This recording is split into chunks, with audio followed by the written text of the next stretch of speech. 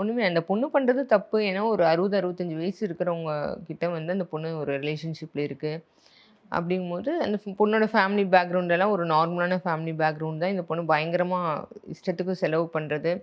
So ஜுவல்ஸ்லாமும் நெறைய இந்த பொண்ணு போட்டிருந்துச்சு. அப்புறம் இவங்க அப்பாட்ட அத மிரட்டி அவங்க அப்பாவுக்கும் அந்த பொண்ணுக்கும் ஏதோ இது இருக்குன்னு சொல்லிட்டு நாங்க கண்டுபிடிச்சு சொன்னோம். அவங்க அப்பாட்ட மிரட்டி கேட்டப்போ, அவங்க அப்பா சொல்லிட்டாரு. இந்த பொண்ணுக்கு தான் குடுத்தேங்கிற மாரி சொல்லிட்டாரு. அ சொன்னதுக்கு அப்புறமா வந்து எங்ககிட்ட வேற என்ன அடுத்தது என்ன பண்ணலாம்? அந்த ஜுவல்ஸ் எல்லாம் எப்படி இது பண்றது? ரெக்கவரி பண்றதுன்னு கேட்டாங்க. ஸோ அது பண்ண முடியுமா என்னன்னு சொல்லி தெரியல. பட் வந்து இத நம்ம என்கரேஜ் பண்ணியோ, இல்ல இத கண்டுக்காம அப்பாவ மட்டும் சொல்லி விடுற விஷயம் கிடையாது. இது பொண்ணோட ஒரு லைஃப்பும் தான். அவங்க வீட்ல தெரியுமா? தெரியாதோ?